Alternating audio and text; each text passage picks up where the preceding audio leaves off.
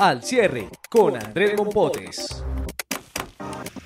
Hola, bienvenidos a la sala de redacción del Tiempo donde grabamos Al cierre, el podcast de esta casa editorial con el cual analizamos las causas y las consecuencias de los temas más importantes del día. Hoy, lunes 9 de abril de 2018, vamos a hablar de qué efecto tendrá la captura de Jesús Santrich, integrante y jefe de la cúpula de las FARC, y qué viene luego de la decisión de Piedad Córdoba de retirarse de la campaña presidencial. Soy Andrés Mompotes, su director de información del Tiempo. Comenzamos. Lo más leído en eltiempo.com. En el tema más leído vamos a hablar de la noticia del día, lo que está consultando ahora en este momento la gente en eltiempo.com, y tiene que ver con la sorpresiva captura de Jesús Santrich, uno de los más reconocidos, más visibles jefes de las FARC, captura que se habría producido por un delito, una investigación relacionada con el narcotráfico y que tiene en este momento varias implicaciones sobre el proceso mismo y sobre lo que va a venir ahora para lo que implicaba el posconflicto. Estamos en este momento con Marisol Gómez, editora de la Unidad de Paz del Tiempo, y con John Torres, editor de Justicia. John, ¿cuál es el contexto de la noticia? Pues Andrés, es una noticia que indudablemente cae como una bomba en el proceso de paz y en los acuerdos de paz, en el ambiente que hay en el proceso de paz, y es que Jesús Santrich, que fue uno de los negociadores de las FARC y que además está electo al Congreso, termina siendo capturado después de un allanamiento de la Fiscalía a su residencia en el occidente de Bogotá, bajo cargos de narcotráfico. Hay una solicitud que llegó el 4 de abril de una corte de Nueva York, en la que pide allanar el inmueble y además detener a la persona que allí se encuentra porque lo relaciona a través de direcciones IP con envíos de cocaína a los Estados Unidos, recientes además, no se trata de hechos antiguos. Hay una verificación de la Fiscalía sobre el inmueble y resulta que la persona que vive allí desde hace varios meses es Jesús Santrich. Hoy se produjo el allanamiento, había muchas personas de las FARC porque ese sitio ya funciona como una casa de paso para personas que están saliendo. Y había muchas, sí, claro, para personas que están saliendo de la cárcel y que están buscando ayudas. Fue una situación bastante tensa y al final lo que tenemos es que Jesús Santrich está capturado, está en el búnker de la Fiscalía. A las 6 de la tarde va a haber una rueda de prensa en Palacio donde el presidente Santos, nos dicen las fuentes, va a hablar, también el fiscal general, porque se trata del hecho sin duda más grave relacionado con el desarrollo del proceso de paz. John, como usted dice, lo que sabemos hasta ahora es que este caso se refiere a hechos recientes, es decir, a que se habría presentado un delito de esta naturaleza posterior al acuerdo de paz y posterior al momento en el que las FARC o los integrantes de las FARC podían entrar a la JEP. ¿Eso qué implica, Marisol, en términos de qué está escrito en el acuerdo? Bueno, lo que está escrito en el acuerdo, Andrés, es justamente que todo reincidente va a responder a la justicia ordinaria. Si efectivamente la justicia tiene pruebas de que Jesús Santrich tuvo alguna relación con el narcotráfico después del 1 de diciembre del 2016, que fue cuando el Congreso refrendó los acuerdos de paz, pues claramente él va para la justicia ordinaria. ¿Cuál es la situación actual de cualquier jefe de la FARC que tenga narcotráfico? Eso es importante decirlo. Y es que no es per se un delito conexo, sino que el acuerdo de paz lo que quedó es que cada caso se juzga de manera individual.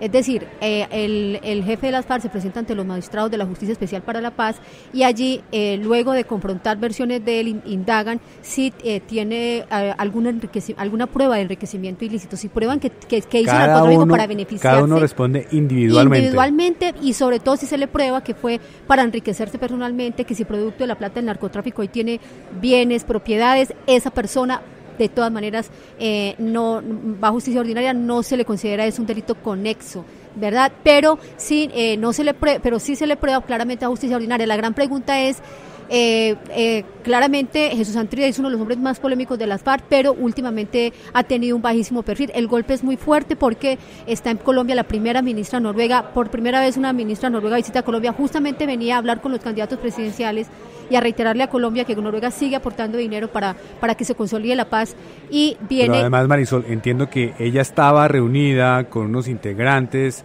de la exguerrilla y se enteraron en ese momento de la captura. Exactamente, Andrés, esa es la información que tenemos, que los jefes de las FARC estaban reunidos con la primera ministra noruega, precisamente exponiéndole las dificultades que ha habido con todo el Fondo Colombia en Paz, la demora para llevar a cabo los proyectos productivos que llevan a las FARC a la reintegración económica y que, como han advertido los noruegos, pues es un grave riesgo para la seguridad nacional el hecho de que esta gente se pueda ir a las disidencias, y que estaban esperando justamente Iván Márquez, que es la persona más cercana, también hay que decirlo, la persona más cercana a Jesús Santrich es Iván Márquez. Fue informado de que llamó a preguntarle a Santrich si no iba a venir a la reunión con la primera ministra noruega, porque también lo habían invitado, pero él había estado en una reunión con otras personalidades internacionales para que andan en una semana muy fuerte de gestiones. Cuando le dijeron que no, que lo habían detenido, estaban en plena, o sea, la primera ministra noruega le toca prácticamente todo este escándalo en Colombia. John, usted menciona, esto tiene como antecedente, la investigación está basada en datos recopilados por las autoridades de Estados Unidos. El paso siguiente que uno podría imaginarse es una eventual extradición. Claro, porque lo que están pidiendo los Estados Unidos es, primero, se comunican con la Fiscalía, con la Oficina de Asuntos Internacionales, le notifican que hay una investigación contra una persona determinada que viene, como les decía, de una Corte Federal de Nueva York. Y lo que hace aquí, primero, el CTI es verificar algunos datos. Como les decía, hay unas direcciones IP que coinciden con el sitio donde estaba viviendo Jesús Santrich. Pero eso significa que podría ser una persona que está viviendo en la casa que ocupa Jesús Santrich en Modelia, en Bogotá. ¿Todavía no está probado que Jesús Santrich? Eso tendrá que probarlo las autoridades. Pero indudablemente, Marisol, lo que sí abre es no el riesgo de la dado extradición. Semejante paso si no estuviera relacionado, y hay otras pruebas. Porque lo que hacen en el documento que se reveló en eltiempo.com, lo que se dice es que no solamente verifican las direcciones IP, sino también la relación con las personas investigadas por la Corte Federal, y allí es donde entra el nombre de Jesús Santrich. Sí, un golpe muy fuerte al es un tema muy difícil, verdad. bastante. Y lo que debería venir de grave aquí en adelante, claro, es una solicitud de extradición, pero en esto recuerden ustedes que de todos modos hay unas zonas grises. Discrecionalidad del gobierno. No, y además recuerde usted que la JEP sigue teniendo algún tipo de gabelas, por decirlo de alguna manera, porque, por ejemplo, sobre los familiares de las FARC, la JEP tenía que decidir y conceptuar. No, pero en este caso sería reincidente y no tendría ningún beneficio de la justicia especial para la paz. Ahí va a haber un punto de discusión, y seguramente si las FARC aceptan esto y siguen adelante, seguramente van a pretender que la JEP de alguna manera termine. Yo les hago la pregunta, después de este gran contexto que hemos puesto sobre la mesa, la más importante en relación con las consecuencias. ¿Está maduro lo que se hizo en el pacto de paz con las FARC para que no se afecte, o esto puede impactar todo lo que se acordó en La Habana? Mire, yo lo primero que yo diría es que uno tendría que mirar lo que ha sucedido en los días anteriores frente a incidentes menores, o sea, menos graves por lo menos que la captura de Santrich, y es la ratificación permanente de las FARC de que se mantienen en el proceso de paz firmes a pesar de todo lo que está pasando. Ahora, no hay que olvidar que en la FARC hay dos líneas, y hay una línea dura que cuando se ponen difíciles las cosas, el planteamiento central es que no hay condiciones para cumplir los acuerdos de paz, para mantenerse en la civilidad. Hay una línea muchísimo más blanda que dice que hay que ir hasta el final. Entonces creo que también estamos sujetos a cómo se resuelvan las tensiones en las FARC. Lo que yo creo, Andrés, es que esto dependerá mucho de la solidez del caso. Porque indudablemente lo que deben haber tenido en sus manos la Fiscalía y el mismo gobierno, que estaba de todos modos notificado de que esto debía pasar, es que las pruebas son tan contundentes y tan grandes como para que se justifique semejante golpe al proceso de paz, semejante bomba. No tanto al proceso de paz, pero sí al ambiente que rodea el proceso de paz, porque indudablemente las FARC reiteradamente han hablado de incumplimientos, se han venido quejando, y esto lo que va a hacer es de verdad una prueba de fuego, porque si salimos adelante, indudablemente lo que quiere decir es que las reglas se están cumpliendo, las reglas de juego, y que el que delinquía después de haber firmado el acuerdo de paz, pues iba de nuevo preso, y eso estaba claro. Marisol, John, muchas gracias. La cifra del día. Y en el tema del día tenemos una cifra política, 32 días duró en campaña oficialmente como candidata presidencial Piedad Córdoba. Hoy finalmente decidió retirarse, las encuestas no la favorecían. Y la pregunta que sigue ahora es, ¿qué va a hacer Piedad Córdoba? ¿A qué candidato se va a unir? Edulfo Peña, editor político del Tiempo, ¿sabemos algo al respecto? Como dicen algunos políticos, muy importante su pregunta, periodista Andrés. No, ella está muy afectada. En el momento en que hizo el anuncio de su retiro, alcanzó a llorar un poco. Uno podría decir que es una mujer que buscó esa candidatura durante muchos años, desde cuando era activista parlamentaria del Partido Liberal. Y hoy, cuando la tiene en sus manos, la gente no le respondió. Estar por debajo del 1% es no tener ninguna posibilidad. Yo creo que Piedad, a diferencia de muchos otros políticos que se empeñan en seguir adelante sin posibilidades, pues se dio cuenta que no tiene ninguna opción. tampoco dijo a quién va a apoyar. Por hoy... Ahora, ella en su momento fue una senadora muy destacada. Por Dios, claro. Ha tenido gran visibilidad. El episodio cuando estuvo secuestrada por los paramilitares hizo que ella tuviera una imagen de una mujer muy fuerte en relación a mantener sus principios, pero luego también vino una etapa muy dura en la relación porque recuerde usted, Edulfo, y esto sirve para poner de contexto lo que ha pasado alrededor de la hoy ex candidata, y es que ella en su momento también fue relacionada con las FARC, y eso nunca se pudo probar. Sí, bueno, entonces por partes en la línea que estás planteando, Andrés, sí, ella llegó a ser presidenta del Partido Liberal, se mencionaba ya como candidata presidencial de la época, fue una mujer de mucha influencia en el Partido Liberal, y ella se fue yendo hacia la izquierda.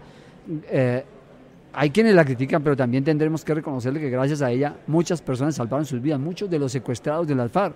Había gente en las FARC que llevaba 7 años, 11 años, no me acuerdo cuál de los más antiguos, pero muchos de ellos salvaron sus vidas gracias a la intervención de ella. Por esas razones, que se fue metiendo mucho en esa intermediación, llegó a formar parte de las sospechas de que fuera activista de las FARC. ¿Usted se acuerda, Andrés, que en los computadores que le cogieron a Raúl Reyes, ella supuestamente tenía incluso un alias? Pero ¿cómo? Hablaban de que ella era Teodora, pero la justicia nunca pudo probarlo. No. Ahora vino después la sanción del procurador que la inhabilitó por 18 años en dos sanciones, de la que también salió bien librada, pero un episodio más en la vida política de Piedad.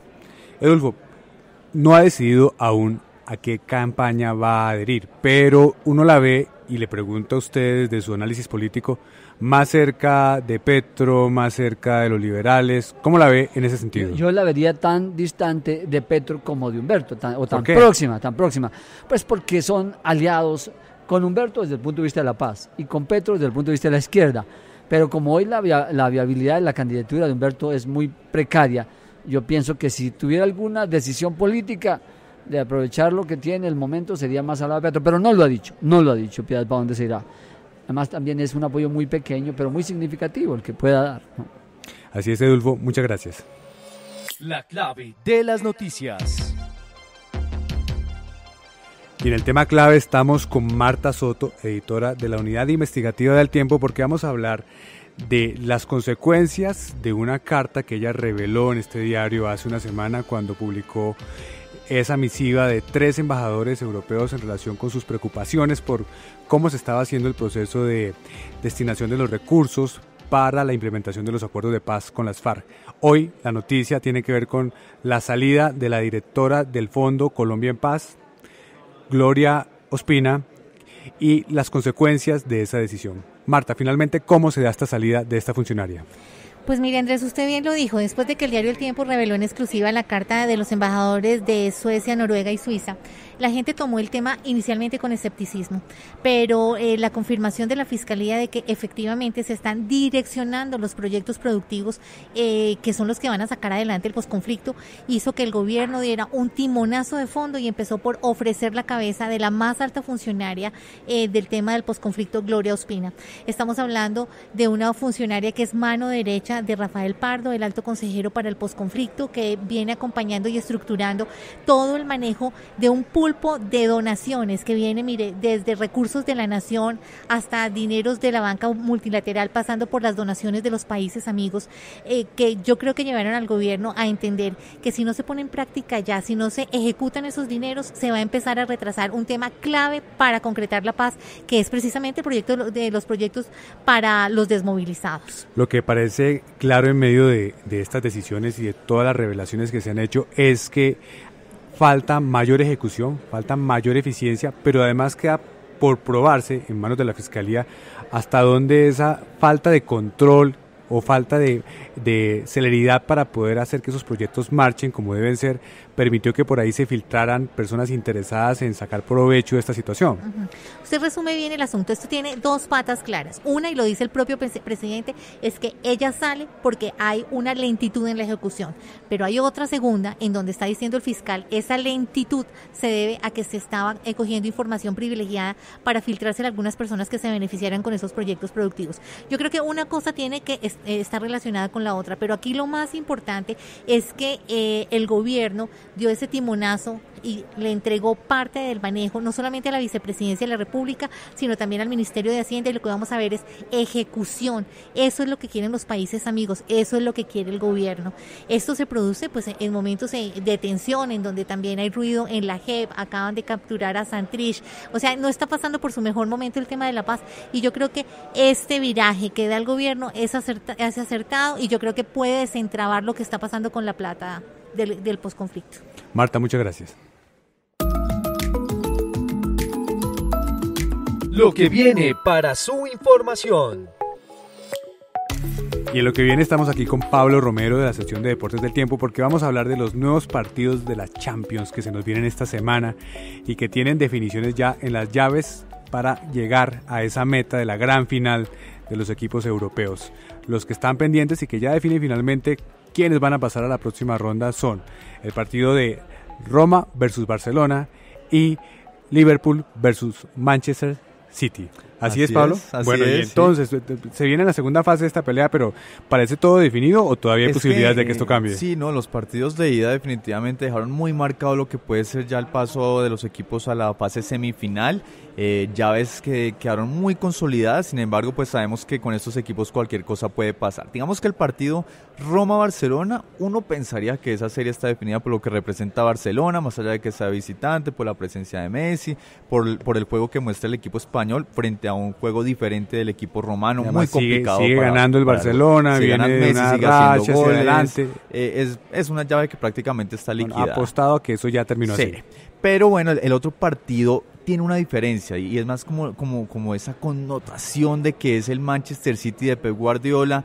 Perdió 3-0 en el juego de ida, pero digamos que ahí uno no puede decir que eso está definido. El Liverpool tiene algunas bajas importantes, su goleador Salah probablemente no va a estar en la nómina titular. Pablo, ¿usted cree que Pep es capaz de levantar al Manchester después de esa apabullante derrota? Lo vimos en unas imágenes bastante desencajado a Pep. Claro, pero yo pienso que por tratarse de Guardiola y del equipo que tiene el Manchester City, sí es posible. Hay un antecedente y es que el Manchester City en septiembre del año pasado le ganó 5-0 al Liverpool. Entonces uno puede pensar que es perfectamente posible que el Manchester City logre levantar ese marcador. Bueno, van a jugar en casa. La serie, juegan en casa, ya tiene a Agüero, mejor dicho, tiene su nómina principal. El City viene de sufrir un golpe el fin de semana al perder un partido increíble contra el Manchester United, que no le posibilitó quedar campeón anticipado. Sin embargo, va a ser campeón de Inglaterra, lleva 13 puntos de ventaja, pero digamos que creo que en esa llave sí no se puede decir nada, no se puede firmar todavía nada, cualquier cosa puede pasar aún con el equipo de Guardiola. Devolvámonos acá para nuestro escenario local. ¿Qué viene ahora para el Junior luego de que ya sabemos que ya su director técnico se fue? ¿Quién viene en reemplazo y qué viene para el equipo de la costa? Bueno, complicada la situación para Junior porque ya como sabemos, Alexis Mendoza no es más el entrenador. El propio Mendoza fue el que dio a conocer la noticia cuando llegó de Ibagué a Barranquilla después de la derrota de Junior 2-1 contra Tolima. Le dijo a la prensa pues que el propio Fuad Char, el máximo dirigente juniorista, pues lo echó, le dijo que no seguía más. Entonces, ¿qué viene para el Junior?